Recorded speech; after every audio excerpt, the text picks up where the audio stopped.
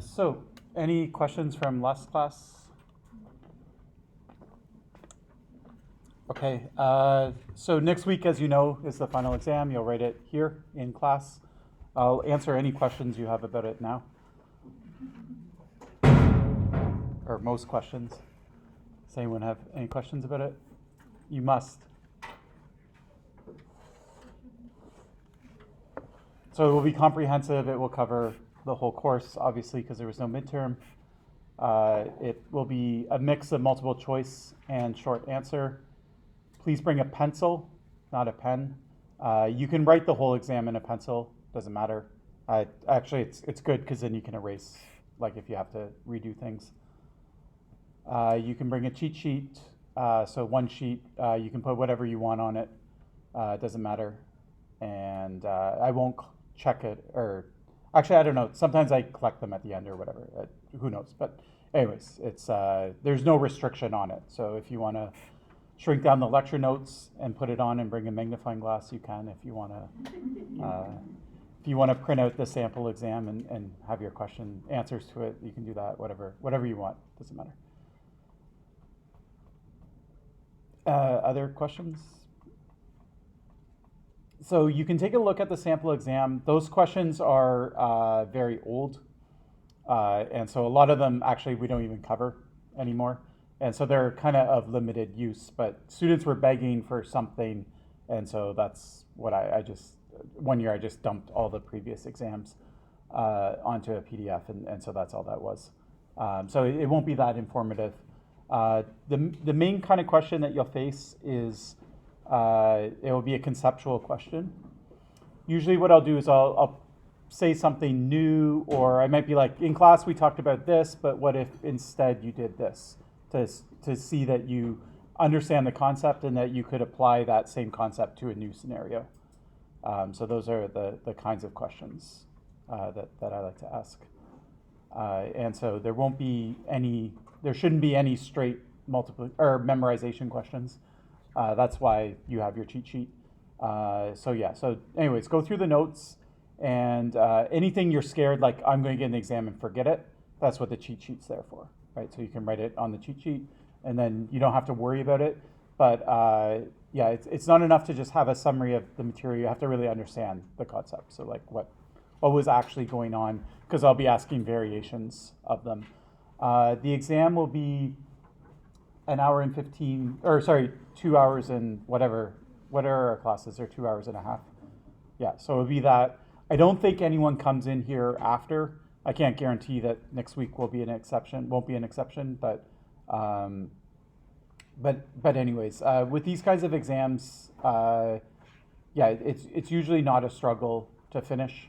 It's not going to be like a super long exam, but you'll have time to at least. But anyways, I encourage you, when you get the exam, go through the whole exam once, do a single pass. You can even write things down like in the margin or whatever, like if it's a multiple choice about something and that like kind of framework in your mind, you could like write it down or whatever. Answer the easy questions first and then go back through and take a stab at the harder ones, and then go through and save the hard ones till the end. But it shouldn't be, yeah. Sometimes in my exams, like people will leave after 45 minutes, or if they really know what they're doing, it's just boom, it's easy. But if you're hard, like if you don't know the concepts well, it will be tricky. And my job is to like make more than one multiple choice look right? And so anyway, so it's So anyways, and pay attention to the details as well. If it seems too easy, maybe it's too easy. I don't know. I don't want to like scare you, but anyways, these are just some tips that I have. Does that trigger any thoughts in your mind that you want to ask about? Yeah.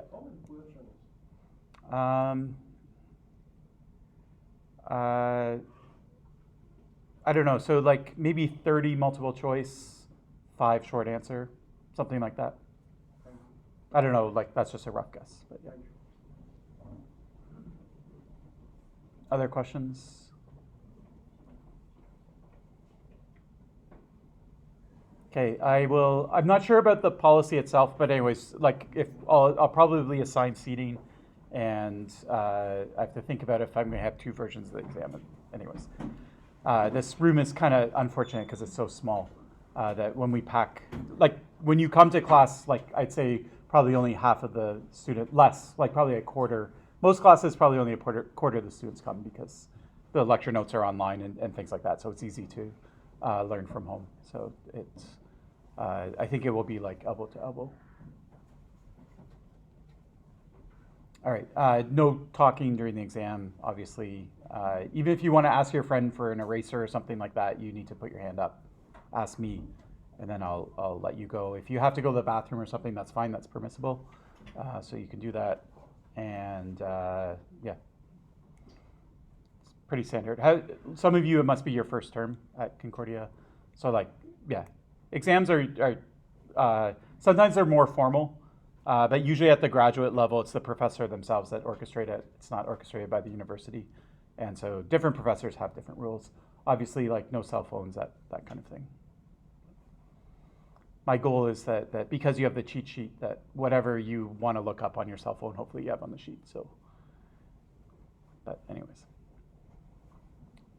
Yeah, last time I taught it was a strictly open book exam because it was remote because of COVID. So students could do whatever they wanted. They could use the internet. They could look at the lecture notes and things like that. I wouldn't mind giving that exam. I just, logistically, it's too hard.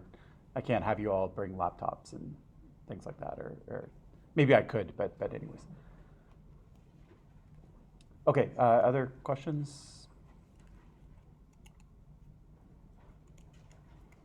Okay, well, good luck on that. All right, and no questions about the assignment or anything else? I guess the assignment was due earlier today, but if you slipped, you have till Friday. Okay. All right, so now we'll talk about the actual same origin policy. So we talked about the cookie policy in browsers. Just at a high level, you, as browser designers, you're always trying to balance security, privacy, those types of properties with what developers want to do. So developers want to build really cool websites. They want to have it interact really easily. They want to be able to have different domains talk to each other, be able to share things. They like to do mashups where you're pulling different resources from different websites, you're putting them all together. And so this sometimes ends up in a tension between the two. So you can think of kind of like a scale, and so you have user privacy,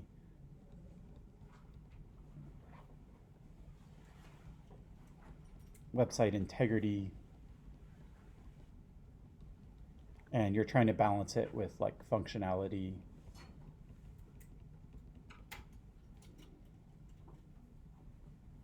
nice features, that kind of stuff. So I think the same origin policy did a pretty good job. There were some problems with security. A lot of the security issues actually really just come down to people having the wrong mental model. So web developers are not experts in security. Sometimes, so they'll do things because they want it to just work, and they don't really understand the full model. The other thing that happens a lot, even to this day, is you're like, I have this subdomain, I need it to share resources with this other subdomain. So you search Google and you end up on Stack Exchange, and they're just like, oh, just like set your system up so it's the most permissible possible, right? Like change all of these things, and then people just do it, and then it works, and then they don't think twice about it, right?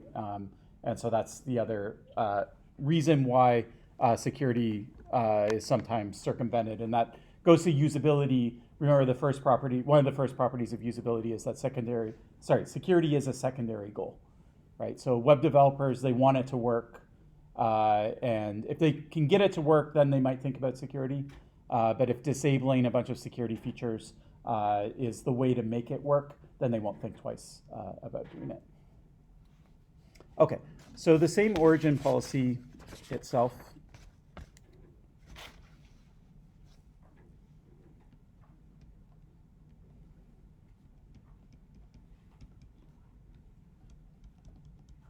It applies to a lot of different things, but for this course, we're just going to focus on scripting because that's the most important consequences. Okay, so scripting, just to remember, when you download a website,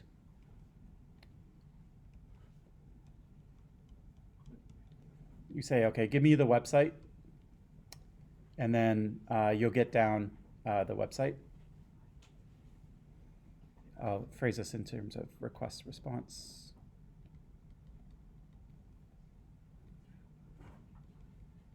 And normally you would pull down the JavaScript separately, like they would say, okay, go grab JavaScript from here and then pull it down. But just for simplicity, let's assume that the JavaScript comes down in that initial response. So you get this script, it's on the client's machine, and the client's browser is actually what executes it.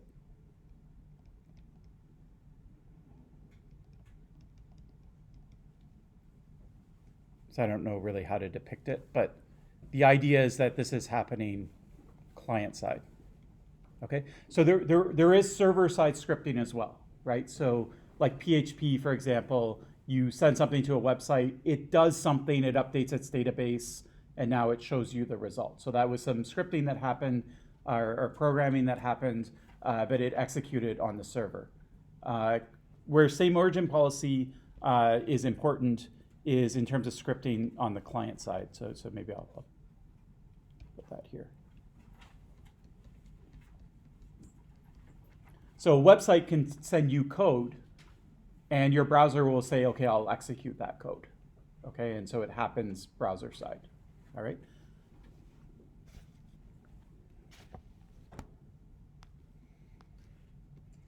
So the idea of the same origin policy is every resource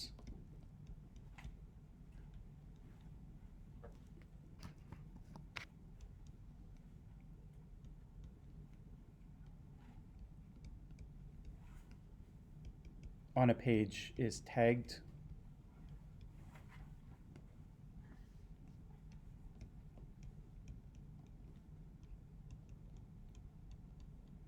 by your browser with its origin, where it came from.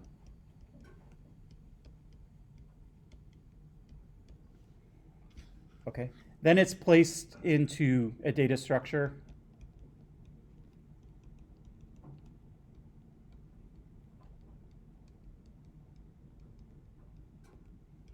It's called the DOM tree, but you don't have to know that. Okay, so every resource with its origin, what do these words mean? So resource is an image, HTML, script, anything like that.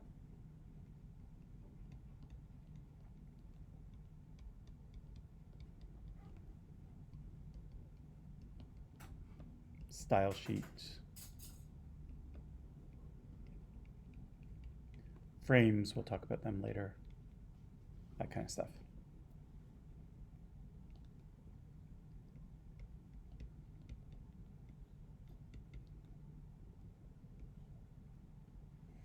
The origin is where it came from, okay? And it's not just where it came from, but it's also, it includes how you sort of got it, okay? So normally if I download an image, what I'll do is I'll send a GET request for that image, and I'll send that usually over HTTP, but it might be over HTTPS. Normally I would send it over the standard port for HTTP or HTTPS, but technically if the website wanted to, it could make me request it over a different port, so that would be kind of unusual. I get it from a specific domain, okay?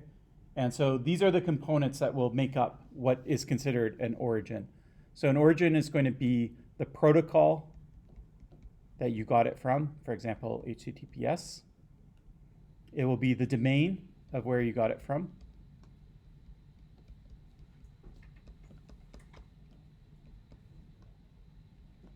It will be the port. So if there's a port that's emitted, then it's just assumed, you know, HTTP would go over port 80. Maybe I should make this HTTP so it's more consistent.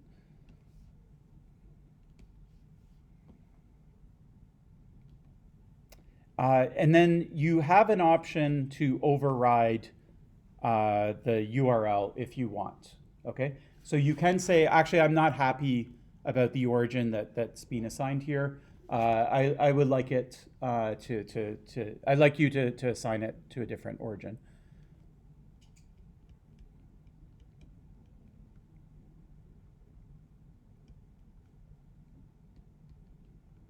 So the way you do it is in JavaScript.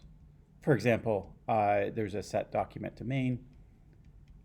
And what you can do with it is basically you can go up a directory. You can't really say like, oh, it's coming from site a.com and I want it to be considered b.com. Okay, you can't change the origin. That would create all sorts of security vulnerabilities that we can think through later when we see the whole picture. But anyways, what you could do is if you want your origin to be concordia.ca, even though it's coming from encs.concordia.ca, then you could do that.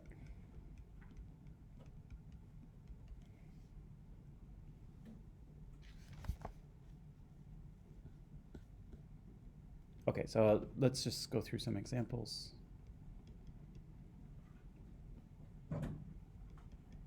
So my website is the following, very long URL.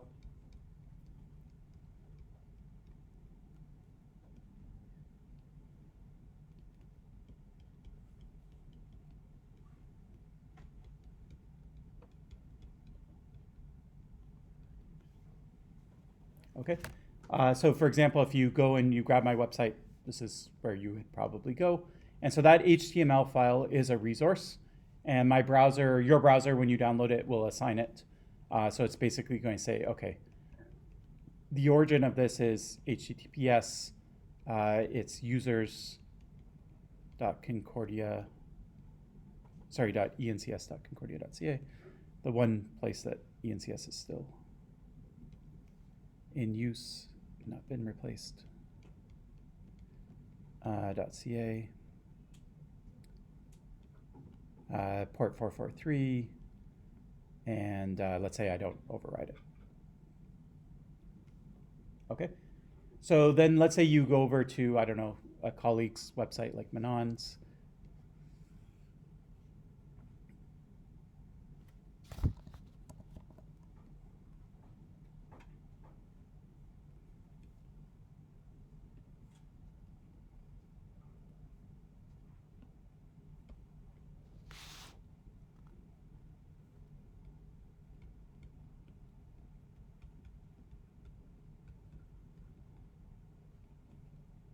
Okay, is this the same origin? Would you assign it the same origin?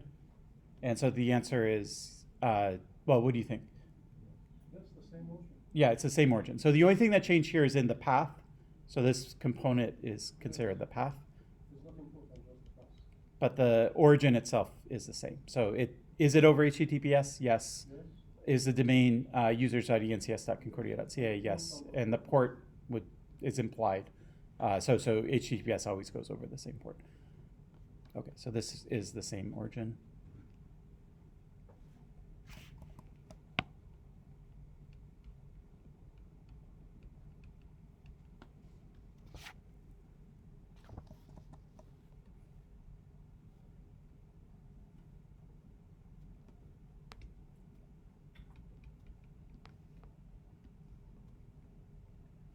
If we go over HTTP, then we're no longer the same origin.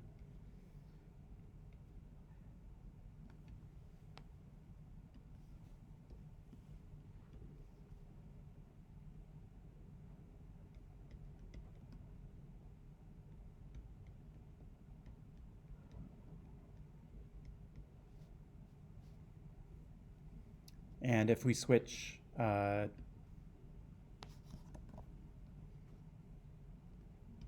domains, subdomains,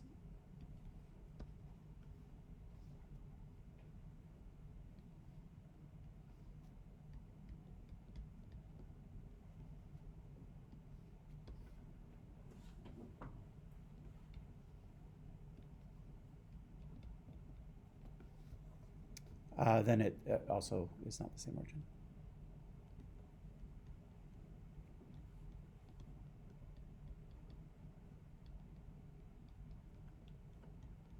should say this.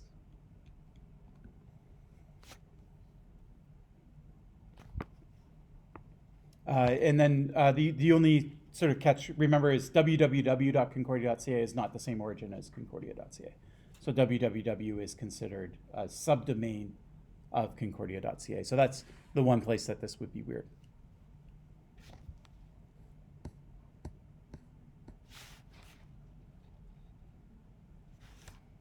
Okay, so this is going to apply to basically resources that I put into my website. So I have a website and I have other resources, and I'm putting those resources into my website. And how do I actually put a resource into my website? And so in general, there's two ways to do it. One way to do it is you can do it what we call embedding. So that means you just basically drop the resource in. And the other thing you can do is you can put it in iframe, okay? And so that will look different. So the same origin policy applies differently to those two types of ways of embedding.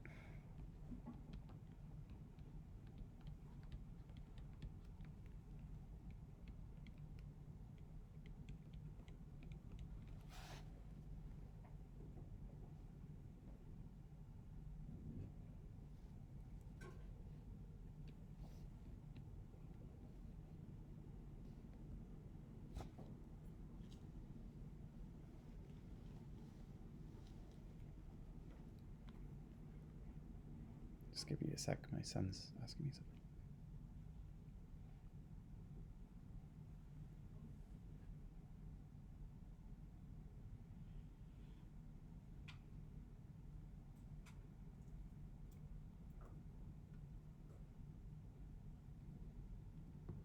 All right. Okay, so when you embed resources,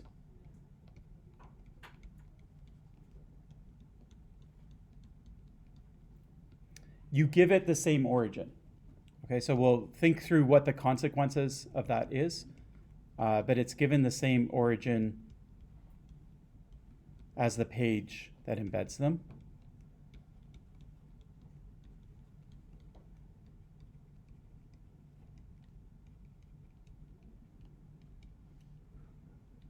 And so it's as if you copy that resource like into the web page in line, kind of.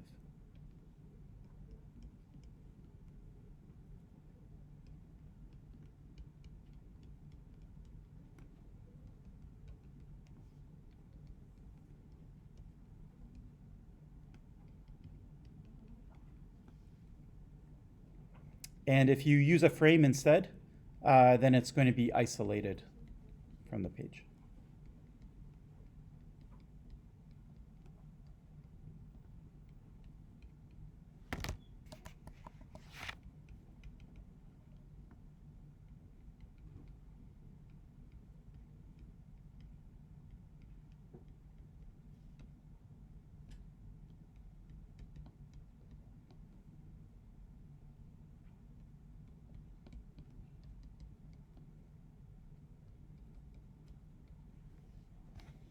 So the frame itself will have a different origin than the website, unless if you're embedding the same website inside of itself, or a resource from the same website.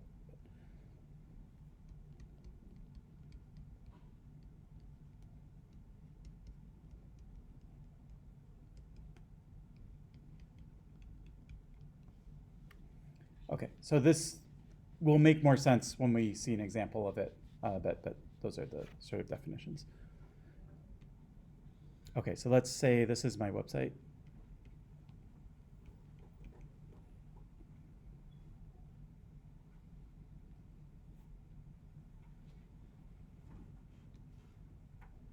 And it has some origin. And I'll omit the protocol and the port. Let's just think about the domain. So we'll say it's users.encs.concordia.ca.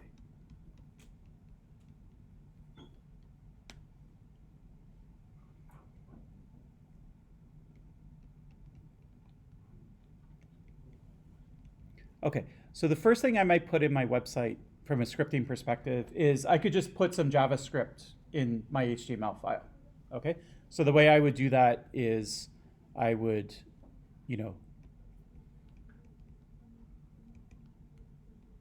put a script in the tag script, the HTML tag, like that, and then that would get executed. Okay. Now it's obvious that because this is like in the website, that the origin of that script is going to be users.encs.concordia.ca, right? It's in the website from that origin, so that's how that script should execute.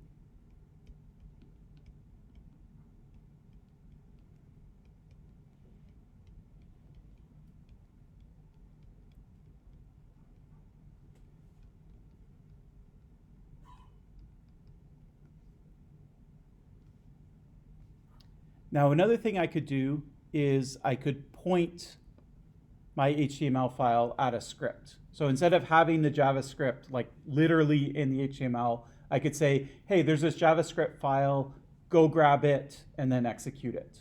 Okay? And so I could embed a script. For example, let's say it's a script from the same origin as me.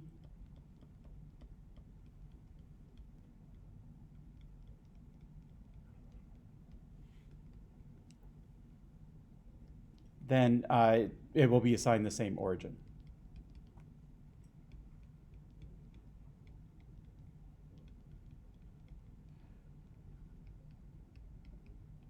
Okay, so can this script talk to this script? Let's say this script has a variable a, sets it to 5, and this script changes a to 6. Is that the same variable a?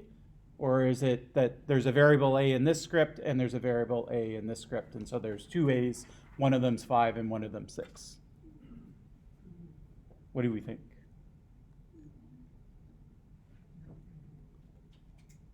So does every script get its own sort of execution environment with its own variables, or could you have multiple scripts that are all manipulating the same state?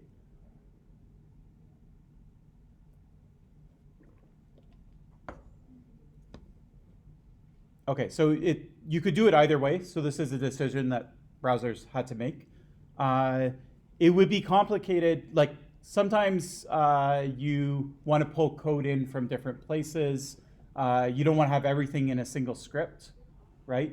And so anyways, I don't know that it could work where each script would be like its independent execution environment. But basically what happens is that this execution environment is per the website, okay? So these scripts share the same state, okay? Because they're signed the same origin, then there's a shared state between these two origins, okay? So if this sets a variable a to 5 and this increments a, then it changes, okay? This script can see that a is set to 5 by this script. It can change it to 6, okay? So everything is shared between these two scripts because they're assigned the same origin.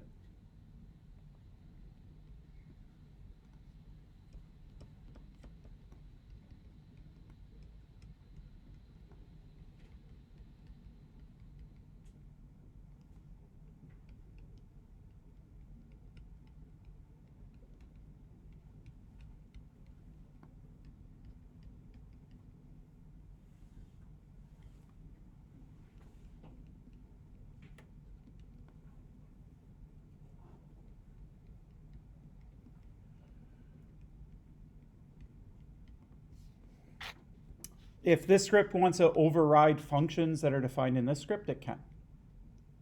Okay, like whatever module, what's permissible by JavaScript itself. But so basically, yeah. So okay, and then what are the kinds of things that scripts could do? What are the kinds of things that you could do with a script? And so in general, with a script, you can rewrite. We said that all the resources are loaded into this thing called the DOM tree. What a script can do is it can traverse that tree and it can change it at will. Okay, so a script that's running on a website is like all powerful. It can change the text of the website. It can load new resources. It can log keystrokes that you type. It can pull cookies out for that particular origin. And so scripting is very, very powerful.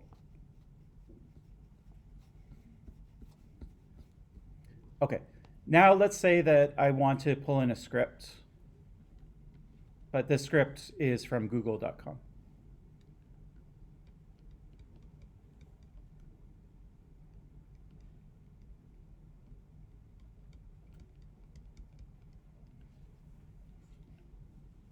Okay. All right, so same question. Let's say we have a variable a set to 5.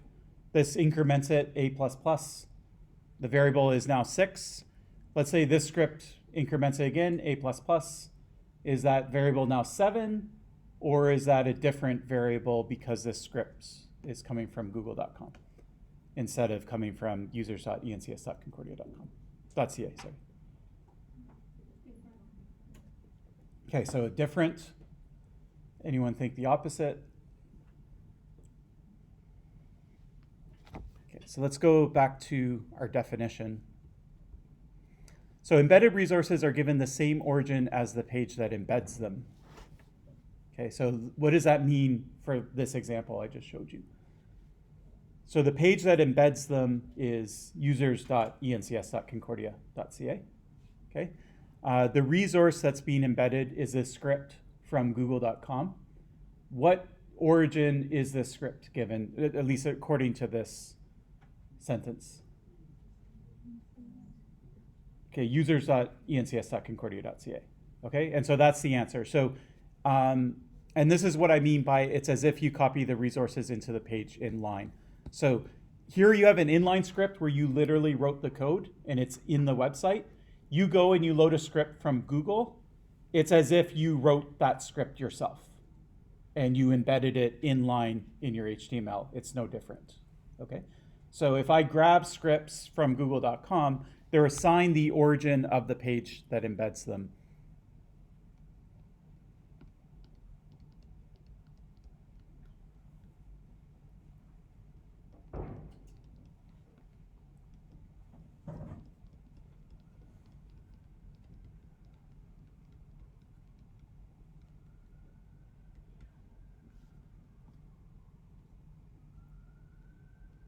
Okay, so this technique, I'll try and motivate why it's like rational to allow it. Once again, you could change it. I mean, you could set your policy differently, and that's why we're studying this, right? There's different policies, and you can do it different ways. So this is called, because it comes from a different site, it's called a cross-site script. So you might have heard of cross-site scripting attacks. Even like in this room, your mental model, it turned out different than probably what a lot of you thought, right? And so imagine you're a web developer, right? You probably have the same mental model. And so this is why there's security vulnerabilities and things like that. Cross-site scripting in and of itself is not an attack. Okay, it's a feature, right? It lets you run scripts that are hosted elsewhere. Okay, so there's nothing bad about cross-site scripting, but when people don't realize the consequences of it, and they don't have the right mental model of it, then that leads to attacks. And so there's websites that are vulnerable because they allow cross-site scripting. So it's assigned the origin users.encs.concordia.ca. It's as if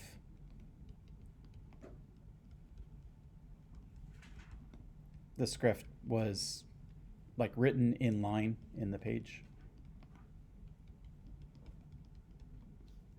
Okay.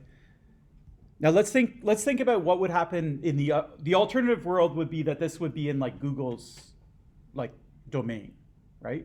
But that doesn't make a lot of sense either. Like if you change a variable on my website, why should it be changing Google's like domain, right? Like why should it be changing the variable for Google, right? So this is more like it's not that like tricky. Like basically Google's just they're hosting code, right? They just have a URL and there's code there. Right? It's a library. If I am writing Java and I want to import a library, that library code runs on my state in my application, right? Like if I get a function to multiply numbers, I'm going to use that on the numbers that are inside my application, okay? It's not going to create state for the library and then the variables in the library are being multiplied together, right? It's like I'm taking that code and I'm putting it in my application. So that's exactly what cross-site scripting is. It's just, there's scripts, they're out there on the web. You're just grabbing them because they're useful. They're usually libraries, and you want to use the libraries on your own state, right? On your own data that's in your website. And so you take it, and as soon as you embed it, then it runs with the same permissions as the website itself. All right. And so you can grab scripts from everywhere, and they can all talk to each other, and they can all work on the same variables in the same state and things like that.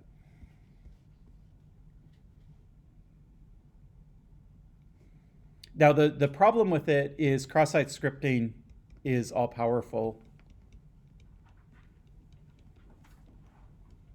over the page.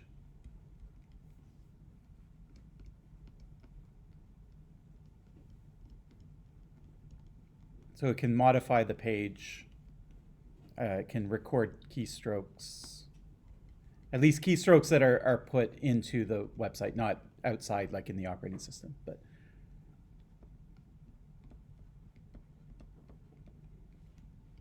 you could use it to steal cookies, open connections, whatever.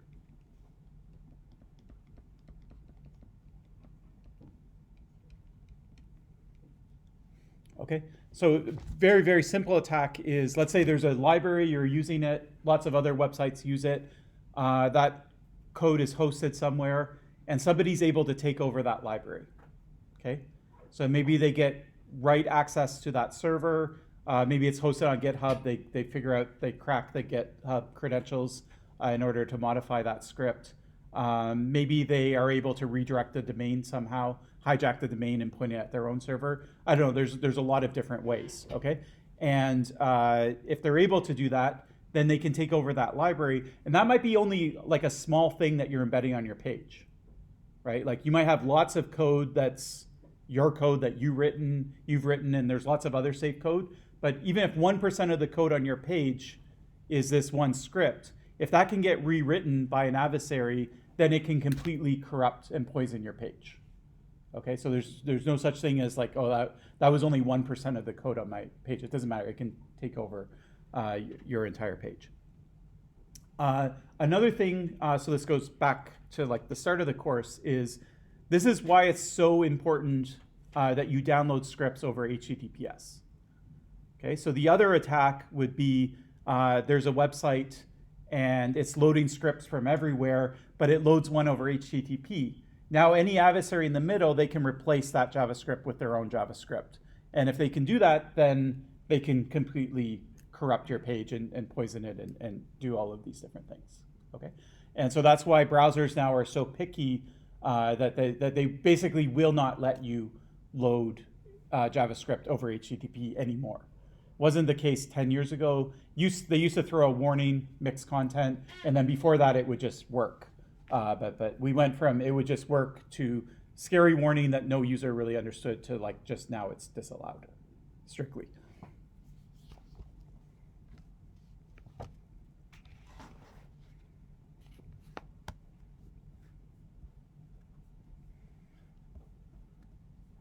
Okay, now what if you want to embed like a Facebook like button or something like that? You want that scripting to operate under Facebook's domain, right? Like if the person clicks the button, that's going to make an action, and you want that to, like that's not action that is, you can't update your face page from users.encs.concordia.ca. Like they don't control Facebook, right? So you want to embed a like button. When the user presses the like button, you want it so that Facebook themselves actually update Facebook's domain, okay? So in other words, you want to put scripting into your page, but you don't want it to have the execution environment of your page itself, users.encs.concordia.ca. You want it to have the execution environment of Facebook, okay? Now, first off, Facebook has to agree to it, okay? So there's no way that you can just do that. So Facebook would have to provide the scripting that would allow you to put it in your web page, okay? But the way you would put it in your web page so that it wouldn't be assigned the same origin you want to assign Facebook's origin, is you'd use what's called a frame. Okay, so a frame is just a fancy word for like, I make a box and I say, Facebook, you put whatever you want inside of this box. Okay.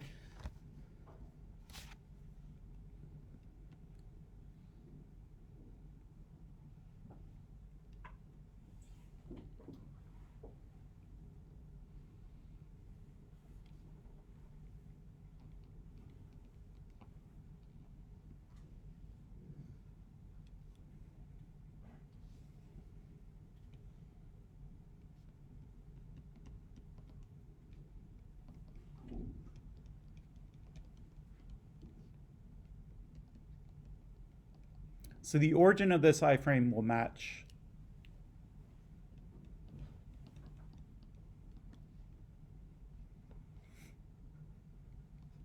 and because it's assigned a different origin, it has a totally different state, has a different DOM tree, it has different variables and things like that. Okay, so we say it's isolated.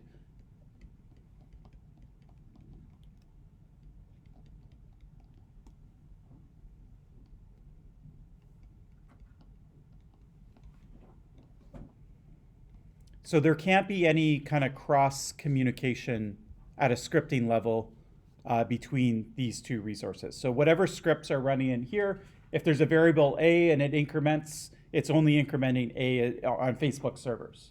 Well, it's incrementing it, sorry, client side, but in client side using Facebook's origin.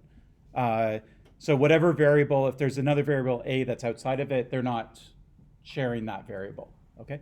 So if you don't want to think at that level, you can just think of it as any script that's inside here can't see the resources of the origin outside, and it can't change them. And vice versa.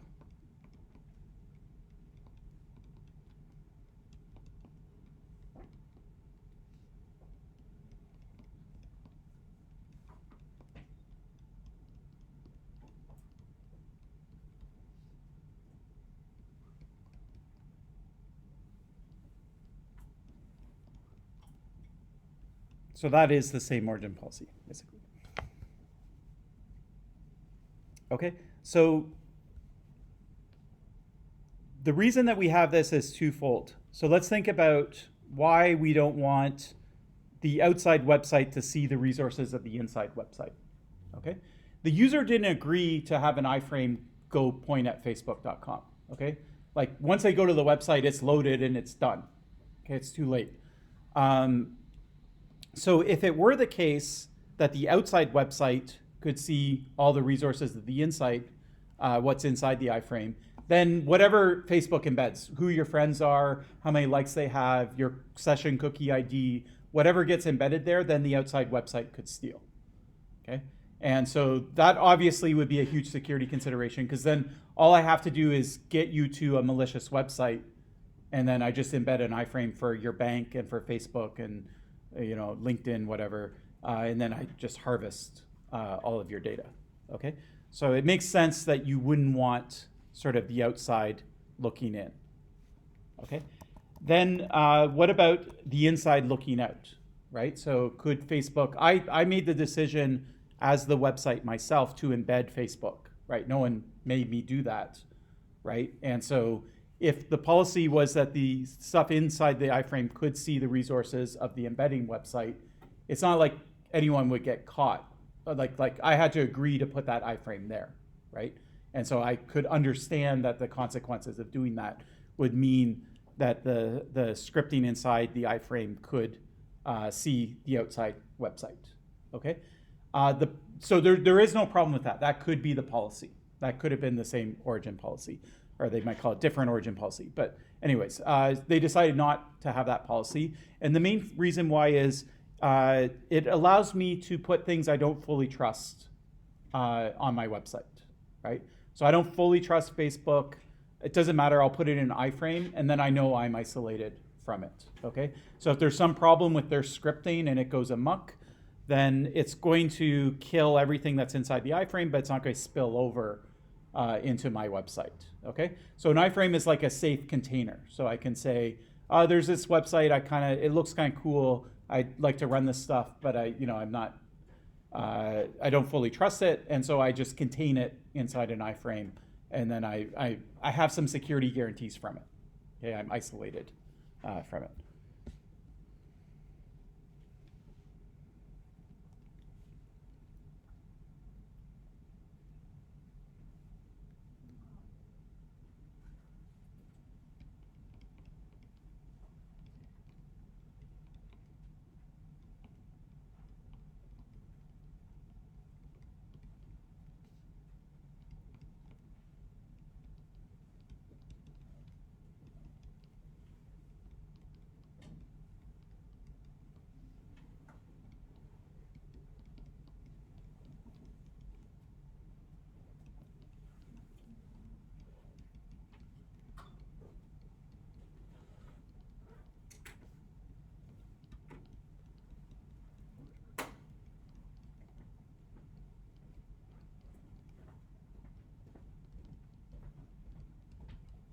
Okay, so Concordia, they want a safe environment. That's fine. And then from Facebook's perspective, they can't control who puts an iframe. Anyone can put an iframe to any website. So they can't have it that every time someone does it, their secrets are leaking to that website. So they stay safe from websites that embed Facebook. Now, let's say that Facebook and Concordia really want to talk to each other. Okay, so this happens a lot. So you have, and the same origin policy is also kind of weird. Like the example that I gave last time is Instagram and Facebook. They're owned by the same company, but they're at different domains, right? And so they're going to be at different origins just by virtue. Now it could be instagram.facebook.com, right? That would be one way, like kind of around it. So that's why you see like mail.google.com, calendar.google.com, that type of thing. So that's one way to manage your resources.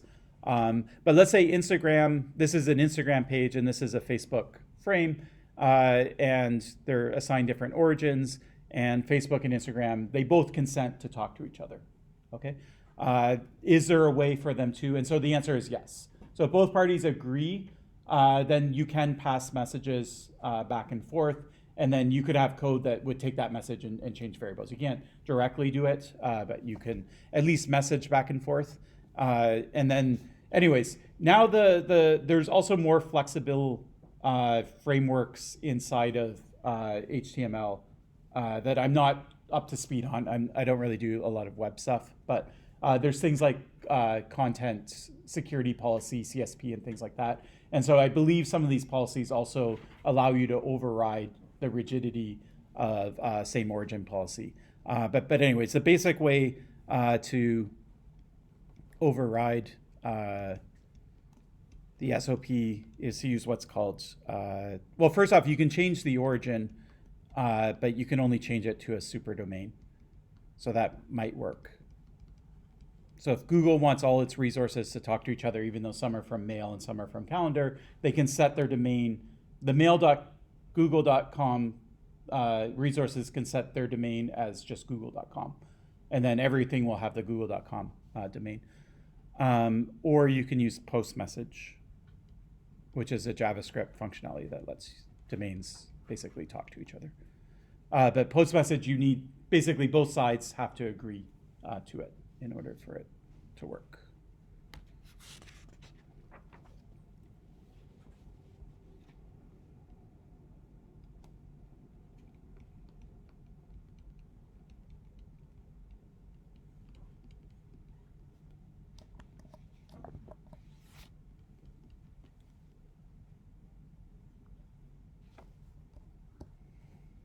Okay, so this can lead to attacks that we sort of mentioned, but I'll just draw them out so that we're clear on them.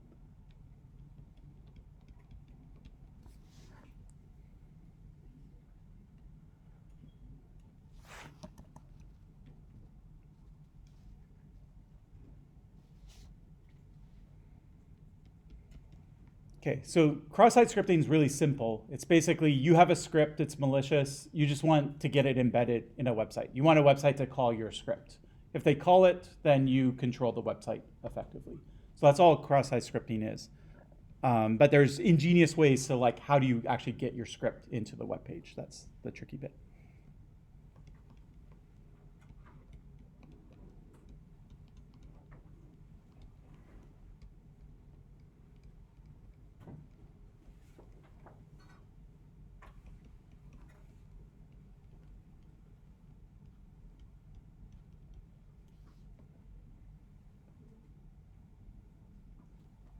Okay, so there's different ways of doing it. So one way is that you could try and breach a script that's already loaded.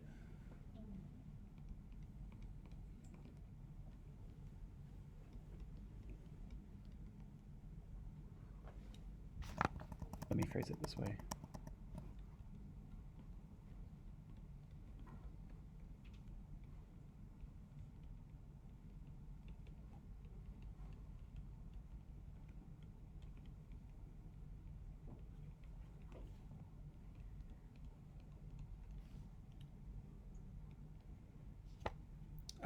You could replace the script if over HTTP, but that won't work anymore. But I'll just include it for completeness.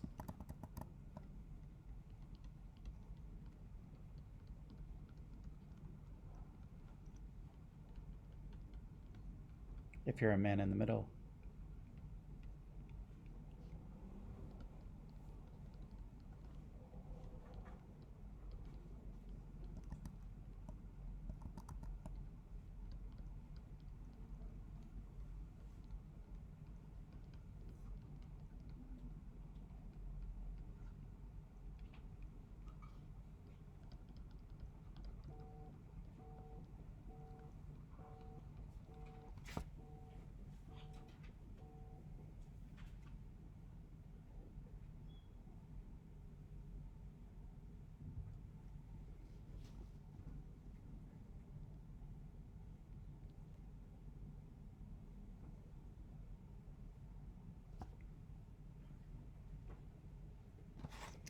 Another common way is you can store it in a form or something on the website.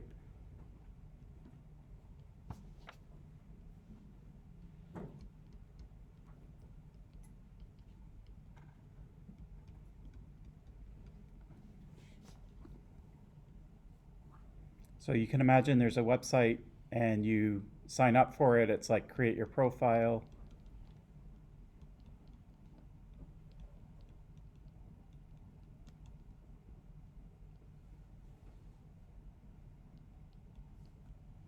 And so they're like, okay, create your, write out a bio.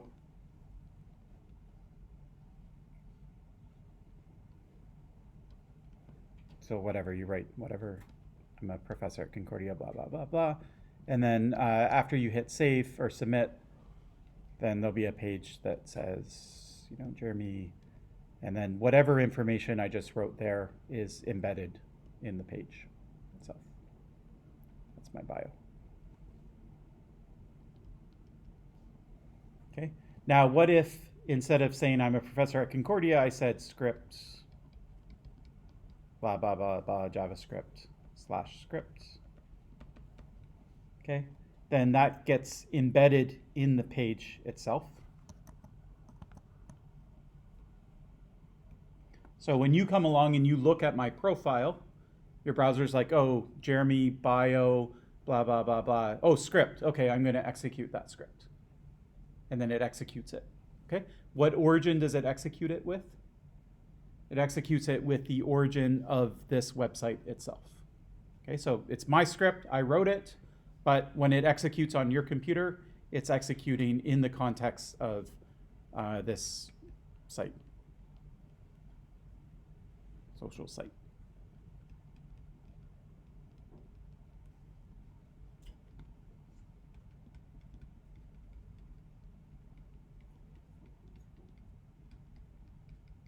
So I steal your session cookie and then I can log in as you, for example, or I can go in and I can make you friend me on it. Whatever, there's lots of different things. I can make you friend me and then I can make you post my script on your website. I can change your profile so you post my script on your profile, right? And then everyone who visits either my profile or your profile, they execute the script and then it posts on their profile. So like one of the very first, like, they called it a worm, internet worm, was like, it used MySpace, which was like Facebook a long time ago. And it was basically that. So cross-site script, they just embedded it in their profile. If you looked at the person's profile, then the way the website was set up through client-side scripting, they could make it so that you would embed the script in your profile. And so it just went through and it put the script on everyone's profile. And then I think it did some other things, like it friended people, and I don't know, it ended up bringing the whole site down. Yeah, but anyways. There's other like weirder things that sometimes work. So I'll just show you one. When you take whatever it is, 6120 or 30 or 40, you'll see like lots of examples of this. My job here isn't really to show you all the different kinds of cross-site scripting. I just want you to understand why the policy is the way it is. But I'll just show you one more, which is called reflected cross-site scripting. Yeah. Even though, Professor, like even if we inject this script, the website should be specifically vulnerable to these scripts, right? Otherwise it won't work. Yeah. Okay. So what are the prerequisites for you to be able to do this? It should be like. So one is that you can actually put the script in. So most people, as soon as you type a bracket, like an HTML brace, it says, no, you can't do that, right? So good luck even trying to put that in your bio somewhere. There should be input validation and sanitization. Okay. So the first thing is you need to be able to actually, so for this to work,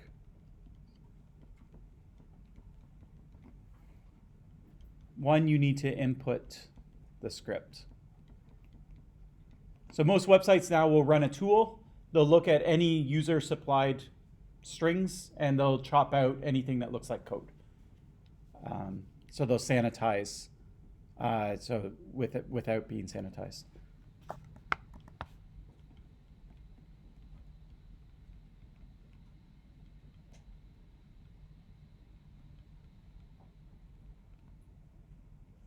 And then you might say, well, I go to these like help pages because I'm scripting, and I go to a help page to show me how to like write JavaScript. And they have lots of examples on the website. Like they say script, with the brackets, and they give an example. So why is my browser why is it showing it to me as text as opposed to just executing that script, right? And so the second thing is that the website would have to be set up so it would confuse, so that when your browser downloaded and parsed it, it would confuse text with things that it should execute. So those are the two ways that you can prevent cross-site scripting attacks, and that's what all your libraries do. And if you use WordPress or whatever, like it just does it automatically now. So they'll sanitize all input strings, and the second thing is that text to be displayed will be marked as text, and there's no possible way for your browser to confuse it as something that needs to be executed.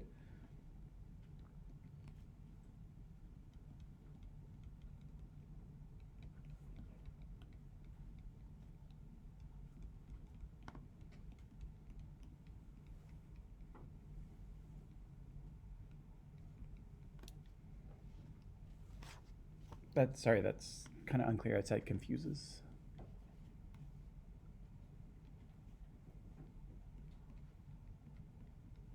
Probably not any more clear. Confuses. All right. Okay, other questions so far?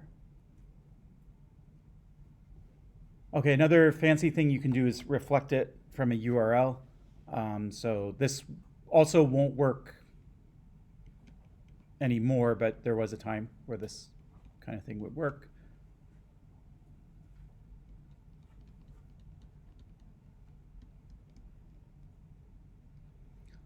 So let's say that Concordia has a search engine. So I think they just embed Google's, but let's say they decided to do it themselves. They're using those RESTful URLs that we talked about. One of the things that does is it puts the query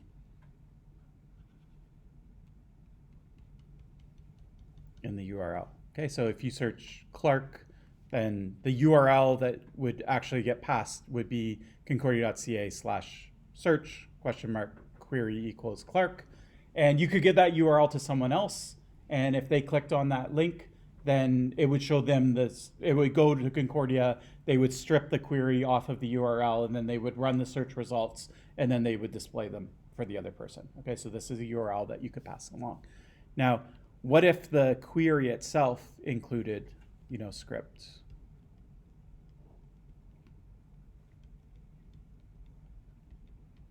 Okay, and then you gave that to someone else. Okay, now it's a weird looking URL, but most people most URLs are weird looking, right? Especially when you get past the question mark and then it's like Q equals this and SSID equals this, and there's a bunch of, garbage that no one really pays attention to. Okay, so you could probably put a script there. Then it's up to the website to actually embed that into the website somewhere, but websites might do that. So they might say, sorry, there's 0 results for, and then whatever the query string is, they would just dump it in the website.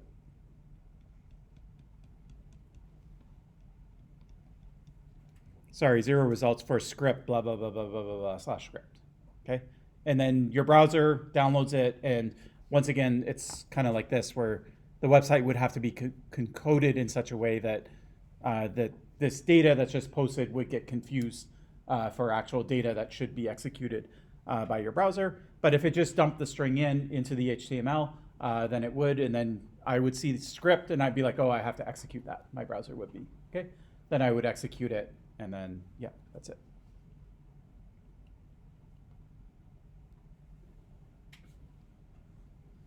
Okay, questions about any of this?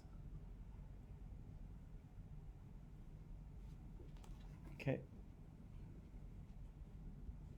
I'll show you one other thing that's just slightly different. So these are kind of the simple examples. So you basically, you corrupt the script itself. Somehow you get it put into the website. So either by saving it or passing it in through a RESTful URL. Those are the two main ways that you could get your user-chosen content into the body of the page itself. And then there's a whole bunch of other versions, and they get more and more complicated, and some of them use like multiple iframes that are talking to each other, and so there's probably 100 variants of cross-site scripting. So I'll show you one that's on the other extreme. Like these are the ones I showed you are on the simple extreme, and then I'll show you a complicated one just so you can sort of see the whole spectrum and how big it is, and then I won't fill in all the attacks that are in between them. But so this would be like kind of a complicated example of how you could do it. And this is meant to sort of scare you that even if your website is doing like basic stuff, yeah, you might not be able to catch everything. So this variant's called Self-Inflicted cross-site scripting. So what happened is there were all these cross-site scripting attacks, right? And a lot of them happened, or it was most profitable to, you can attack a website, so that's fine. I can spend a lot of time looking at your website and trying to find if there's a cross-site scripting vulnerability. And now there's automated tools that do that, but let's say anyways, 10, 20 years ago, there weren't those tools and things like that. So I could spend a lot of time attacking you individually. The other thing I could do is I noticed that a lot of websites use like a common environment. So like WordPress would be an example. So lots of websites, they just use the libraries from WordPress. If I can find the vulnerability in WordPress, then I found a vulnerability in 1,000 websites instead of just your website. Another thing that was popular were like message boards. And so they all there was only like 4 or 5 packages for message boards. And so if I could find vulnerability in the message board, then I could affect 1,000 message boards, not just one. Okay, so it was more profitable. So you saw cross-site scripting attacks like on WordPress and like those kinds of things. Like it just went crazy for a period of 5 years. There was like all these new ones. So then the company went through and they really sanitized, like their mental model was, okay, the attacker posts something and then the innocent person sees it, right?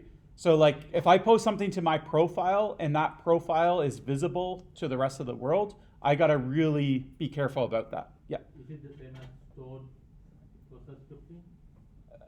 Sorry, is what the same? The self-inflicted process scripting is same as the stored process scripting? You're saying stored cross-site scripting. Yeah. No, this will be a little different. Okay. Yeah. anyways, so what they did is they really concentrated on all the public-facing interfaces, right? So anywhere I could post something and all the other users could see it, they got rid of all the cross-site scripting. Okay, so attackers ran out of like possible like message fields and things like that to attack. But then they started to notice that sometimes I post things and it's only visible to me, right? Like maybe it's a configuration, right? Like I want to configure something and there's some setting and I set it and then that setting affects me, but it doesn't affect any other user, okay? And they started noticing, well, some of that stuff, you know, because it's kind of hidden, that there were still vulnerabilities, cross-site scripting vulnerabilities. So there were still ways to get code injected into those fields, okay? But there's no logical way, there's no logical way to weaponize that, right? So I could embed a script in some config thing, and then if I go and look at that config thing, then it confuses myself and I run this malicious script, so I attack myself, right? But that's not so useful. I don't want to attack myself, I want to attack you. But if you go to the exact same website, you're going to see your configurations. You're not going to see my configurations, right? So imagine it's like a color or something like that. So I set a color, and so instead of putting the color blue, I put like some crazy script or something that gets executed, okay? So the idea of self-inflicted cross-site scripting was a way to basically weaponize that. So this just shows you how powerful it is.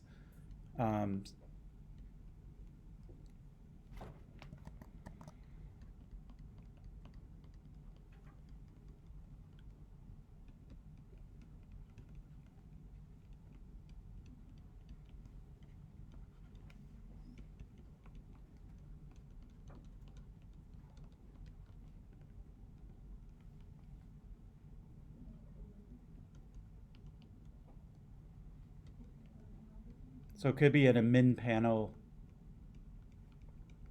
Might be an inbox, like you send a message to yourself and it's not sanitized. Could be in your profile, but like a private field that's in your profile.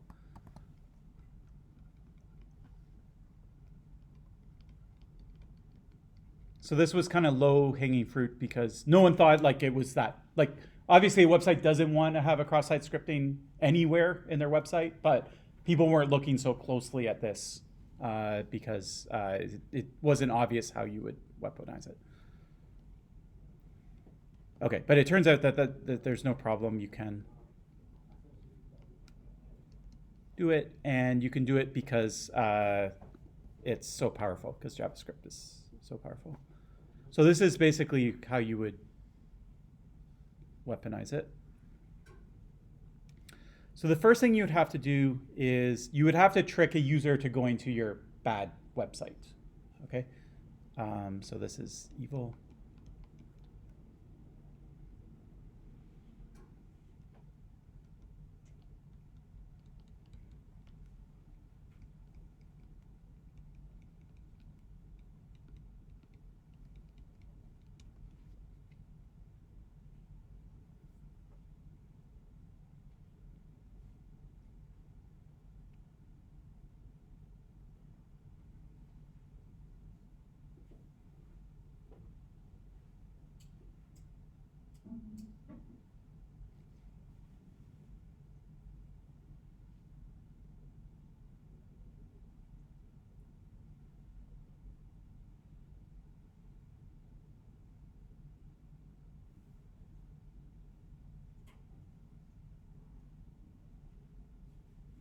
Okay, just remind myself of the details.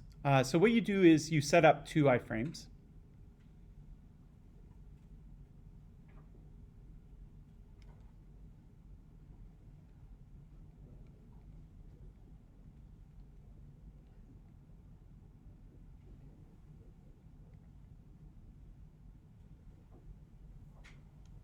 In the first iframe, you log yourself in. So it's weird, but so let's say Alice comes and visits your website.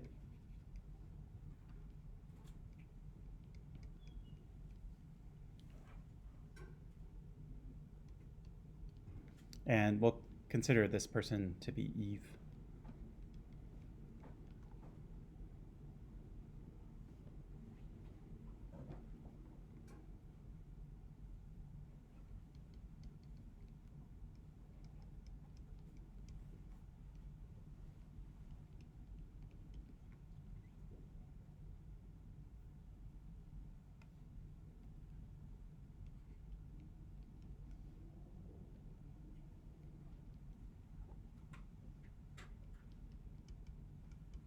So you log into Eve's account, you visit the admin panel.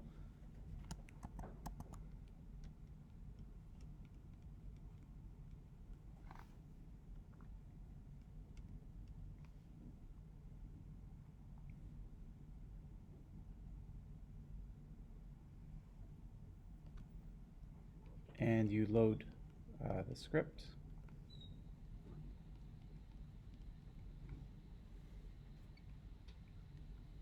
And in the other iframe, what you're going to do is initially you're going to load it, so you'll be loaded into Eve's account. Then what you can do is you can use cross-site request forgery.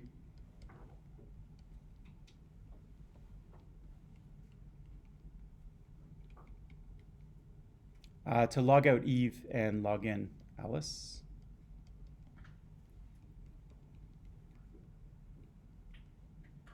And now the script that's running here out of Eve's account, because they're from the same origin,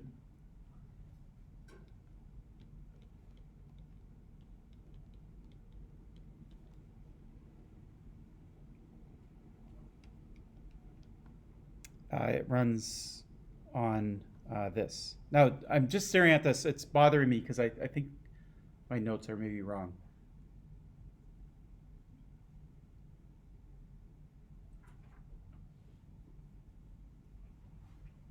Yeah, okay. I'm going to change it on the fly. Maybe this is dangerous because, but this to me, just for whatever reason I'm staring at it, doesn't seem to work. So I'm going to present it. I promise you I won't test you on it, especially if it ends up being wrong. But actually, the way I would do it, the way that makes sense to me is actually to do it backwards. So when you load the script, you're first going to be logged into Alice's account.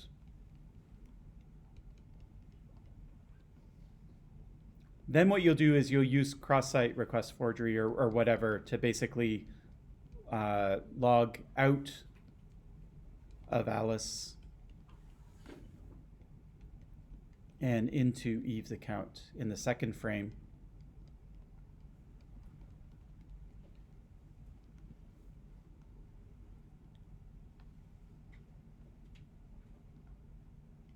Visit the admin page.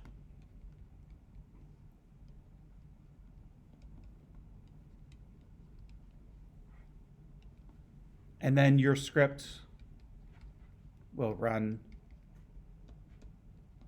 and it will corrupt. It can run on the first frame, which is logged into Alice's account. This makes more sense to me because the user will start logged into their own account. I don't know how you could switch them from Eve's account back into their account after. Like you have to have them logged in initially. So anyways, this makes more sense to me. But like I say, I'm modifying my lecture notes on the fly, which is dangerous. But anyways, yeah, okay. So the prerequisite would be that you have to trick Alice into visiting your evil website, and Alice needs to be logged into the service that you want to attack.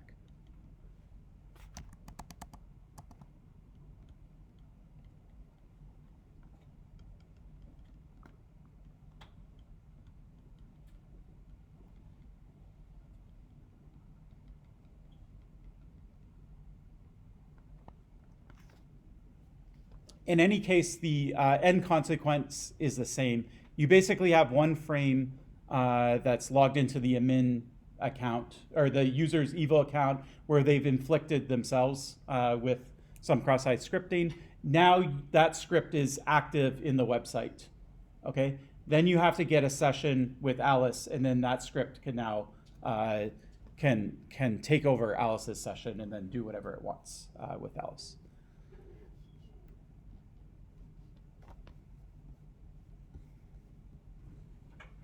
Okay, I would say if there's any questions, but I don't know if I could answer them. Okay, let's look at one more thing.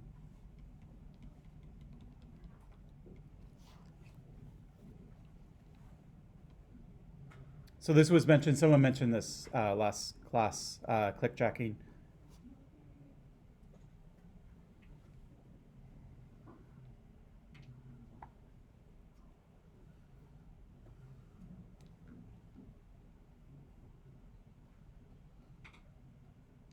Okay, so I have some website. Once again, I have to lure Alice to my website. So this is an Evo website.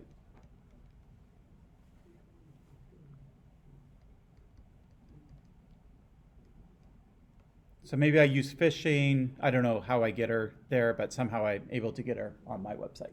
Okay. Now I want Alice to whatever. I want her to like my page. Okay.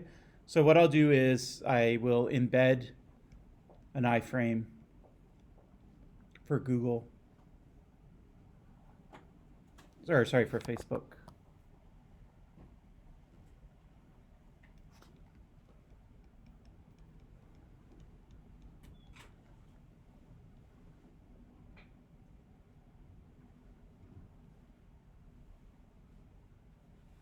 There's the like button, whatever, 2 friends liked.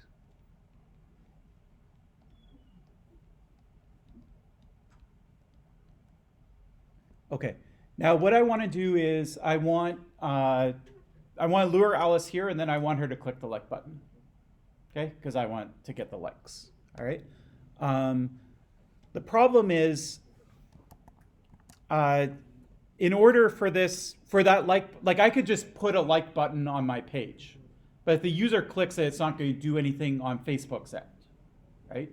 So the only way that it does something on Facebook end is if Facebook is putting the like button on my page. Okay, that's the only way that the like button would actually increase the likes on Facebook. Okay, so I basically have no choice. I have to use an iframe. I have to let Facebook put the like button on my page. So I put this in an iframe. So now I have my website. It's evil. I can be running whatever scripting I want on my website. I have an iframe, Facebook, and the like button sitting there in the like button in the iframe itself. Okay. Why can't my script just kind of reach into the iframe and click the button? Why can't I just say, there's that button there, just go ahead and post the message that says that the person clicked it?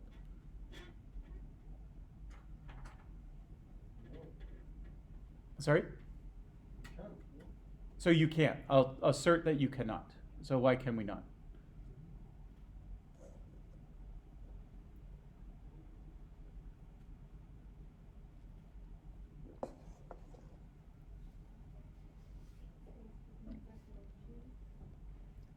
Yeah, but let's assume that the user's logged in, so that's a good point. Let me add that to the prerequisites.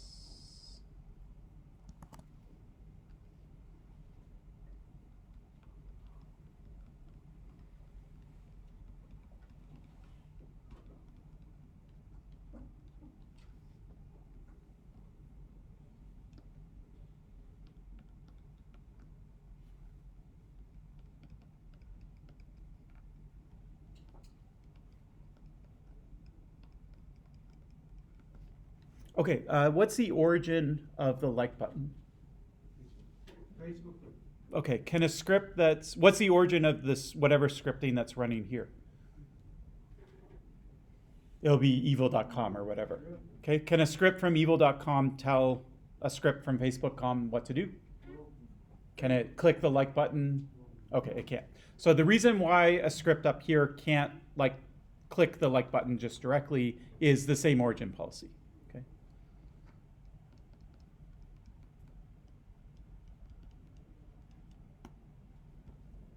Okay, so if I'm the embedding page, I have no control. I just say, here's a black box. Facebook, go ahead and put whatever you want there. I can't see it. I don't know that they even put a like button there, right? Like I can't, by me, I mean the code itself.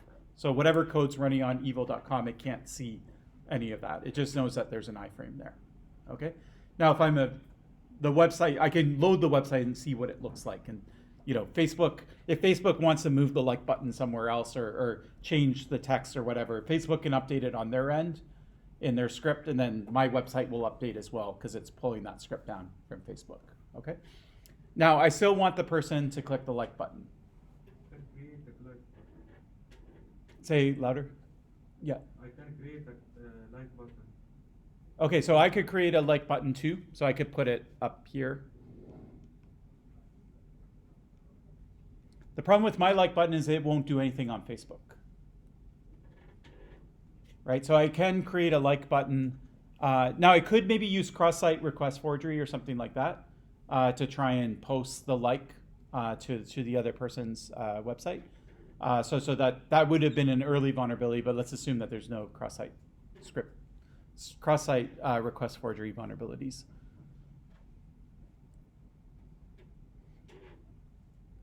Any other ideas? Okay, now I am calling this clickjacking. That should be a hint if you know what clickjacking is.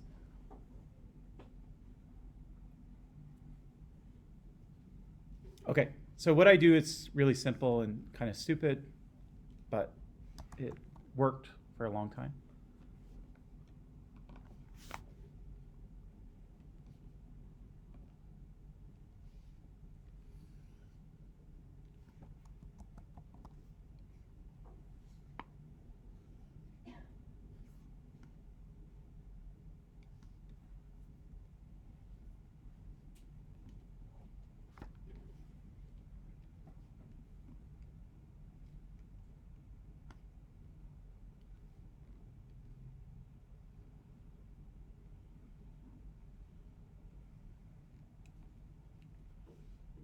Okay, so I can't use scripting to reach in and press the like button. Basically, the user has to click on that. And like I say, when I put an iframe, I'm basically saying, here's a box.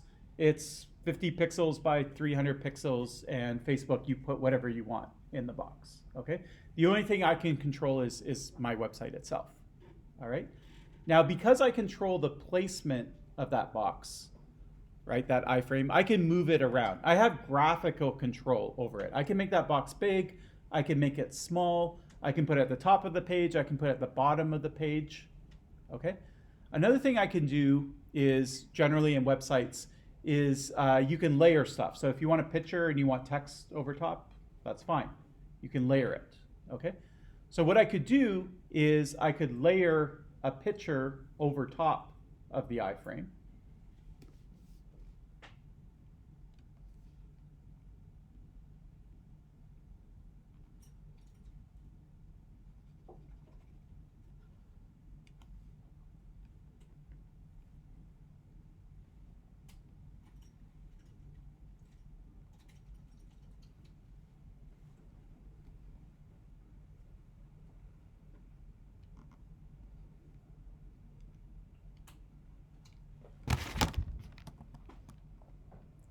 Too thick.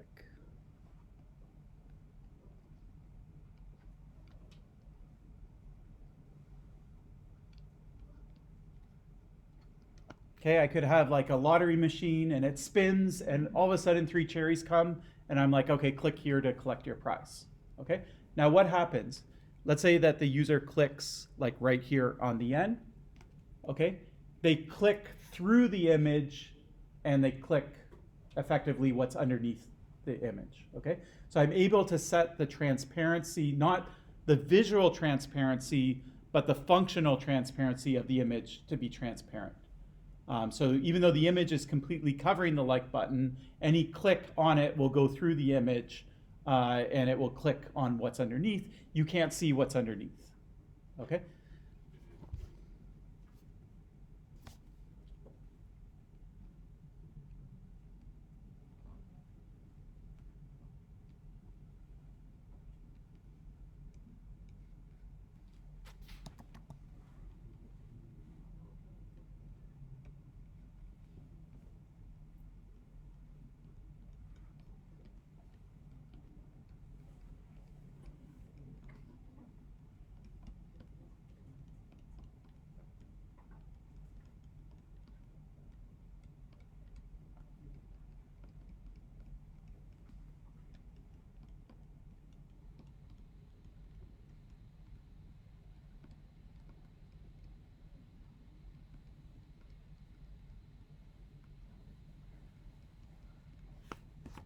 Okay, so this worked. Yeah. So Professor, the end goal here would be just to get a click, right? That's it. It's that simple. Yeah. Okay. Yeah, so it's not like a grand attack, but if you care about getting Facebook likes or something like that, sometimes this is like for advertising dollars, you want someone to click on an ad, then you get paid every time. So you're trying to entice people to click on ads. They're not going to click on the ad, so you put something over top, and then you get them to click on it. Once they click on it, they realize that this is fraudulent, or like there's no actual prize at the other end. And then you could have a game where they're clicking a lot, and then you have all sorts of ads under all of the moves on the game, and then you're getting revenue for basically every time they click. So that was the idea of click jacking. Yeah. If Facebook was really a black box, how would it allow an image to be placed on top of it? Yeah, so that's really up to the browser. So the browser decided, hey, you can put an image over an iframe. So Facebook had no control over it. And then the question is, okay, could Facebook say something? So when they put something in the iframe, could they say, hey, I don't want an image put on top of me? They could put that in the scripting. Then your browser would see that the website's trying to put an image over it, and it would say, I won't allow that. So these are the kinds of changes that were made to browsers. So browsers, like, I think it might be the case that they just don't let you have these like transparent clicks that go through images. And they also have like more sophisticated policies that you can set to like stop this kind of thing from happening. So clickjacking is not really a thing anymore. And I can't tell you exactly what it was that browsers changed, but they changed enough of the policy to prevent this kind of attack. But for a long time, this worked.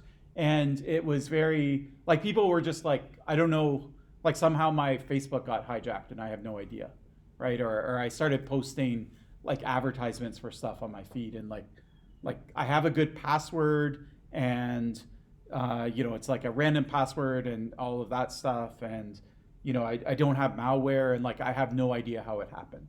Like I was literally just browsing the web, and all of a sudden I started posting advertisements on my Facebook or whatever. And now and it's not continuing, right? It's not like someone took over my account and changed my password. It's like it posts a couple advertisements, and but now it's like it's not doing it anymore. Like it just did it a couple times or whatever. And so it was probably clickjacking in those cases. So they clicked on something that made it post it, and then if they didn't go back to that malicious website again, then the behavior wouldn't repeat. And their account didn't get compromised. It didn't leak their password or anything like that. And that was just because Facebook's scripting would have allowed that kind of thing. I don't know that happened specifically with Facebook as opposed to other platforms, but anyways, that was the kind of thing that happened. Okay, I know we're running late, but I'm actually going to end class early, so that's why I'm just going to go through the break.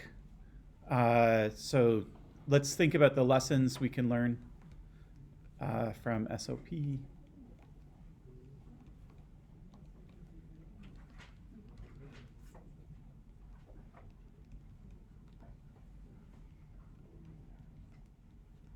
And all policies in general.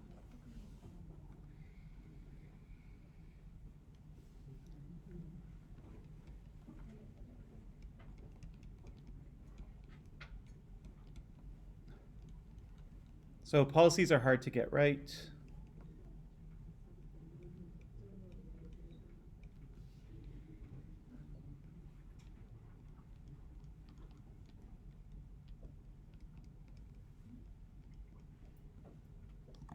It's hard to analyze them.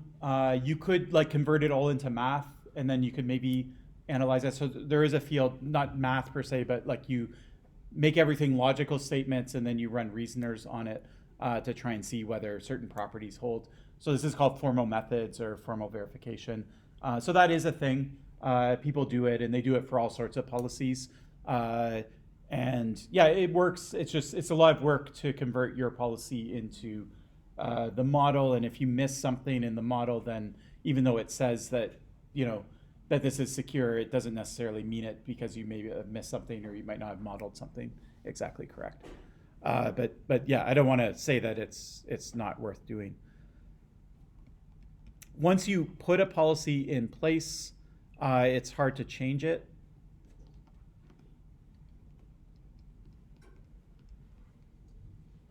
Maybe this is phrased slightly wrong. I mean, it's easy to change. You can just change it, right? But the big thing that will go wrong is backwards compatibility will break.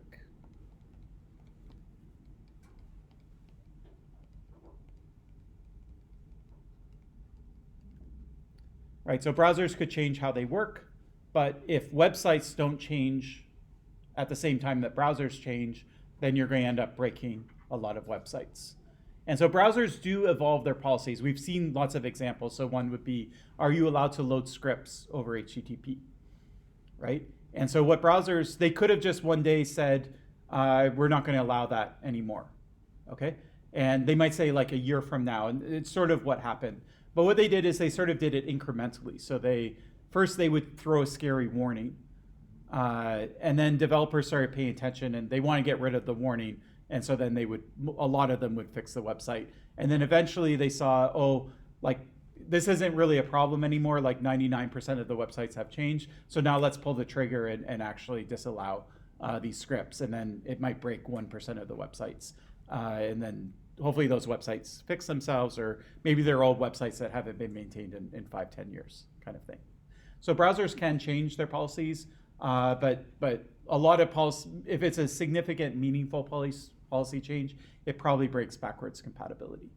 And so that means that the websites would also have to change as well. Now, sometimes they just add new stuff. So they're like, hey, here's a new policy, and now you can configure a bunch of stuff. So the old policy is still the default policy, but there's like a more verbose policy. And then if you want to add that to your website, you can. So that's another way you can kind of change. You can add to a policy, you can add options to it. But if you want to reverse a policy, it's going to break things.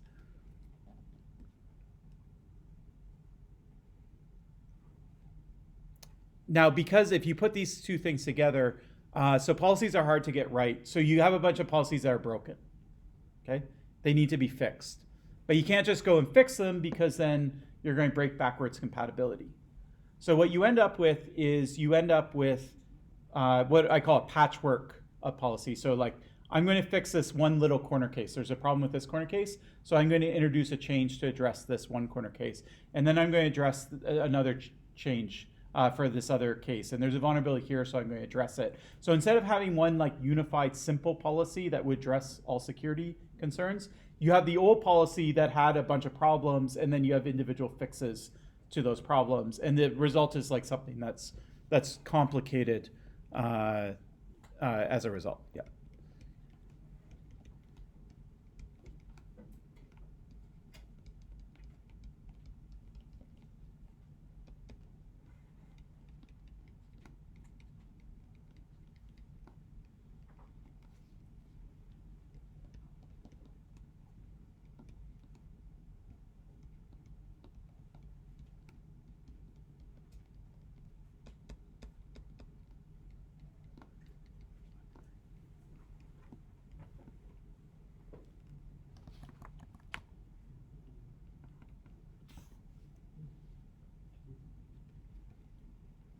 So this is why, like, yeah, things get more complicated over time, right? And then every now and then there's like a refresh where someone's like, okay, let's just throw away the whole thing and we'll replace it with one thing that's simpler. So that happens every now and then, that there's a reset. And this doesn't just apply to security policies or policies in general. Like, there's a lot of things, like any software, like it kind of gets more complicated over time, and then sometimes they just throw it out and rewrite it from scratch.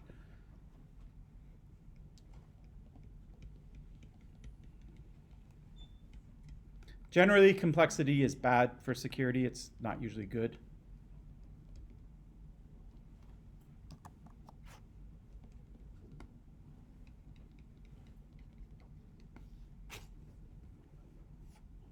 So there's more chances that there's vulnerabilities that you haven't noticed, the more complicated it gets.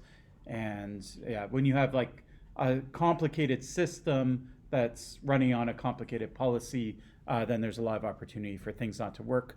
The other problem with complexity is that in order to design something that's secure, the person designing it needs to understand what the policy is. And if they can't understand the policy because it's complicated, then they're going to simplify it in their minds, and then they might make mistakes just because their mental model of what the policy is and what it actually is different. So having differences can lead to vulnerabilities.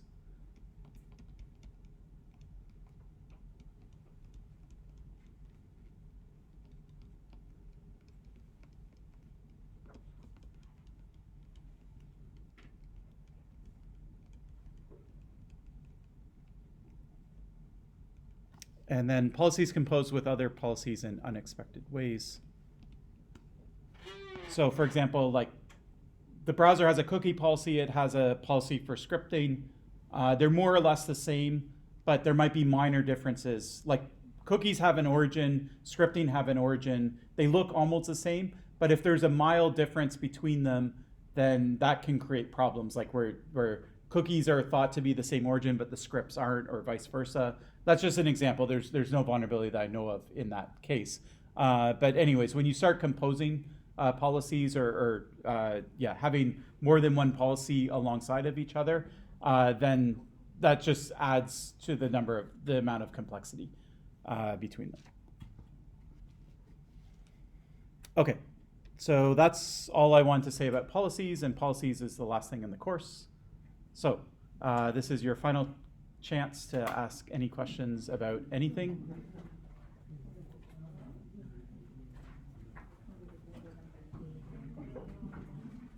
No? Okay. All right. Yeah. I see the origin, HTTPS or HTTP is the part of the origin or? Yeah, it is, yes. So the question is whether HTTP and HTTPS is part of the origin, and the answer is yes. So let's see where it is. Because here is yes, but after that I see computation. Yeah, so I dropped it just to keep it simplified, and I didn't put the port numbers in and things like that. So that was just a simplification, so I didn't have to write out so much. But HTTPS part of the origin. it's part of the origin, yes. So in other words, if I load a JPEG from users.encs.concordia.ca not over HTTPS, and I load a JavaScript, it's actually not where it comes from. That's the wrong way of thinking about it. But if I have an iframe and one of them's pointed to HTTP and the other one's pointed to HTTPS, they're not going to be able to talk to each other. Exactly. Yeah. I understand. Okay, good. Other questions? Professor, Yeah. in the clickjacking, Yeah. if we put an image, is there any possibility that by clicking that button, the person can take the credential of users of like Facebook credential can be leaked? Is there any possible case? So generally not.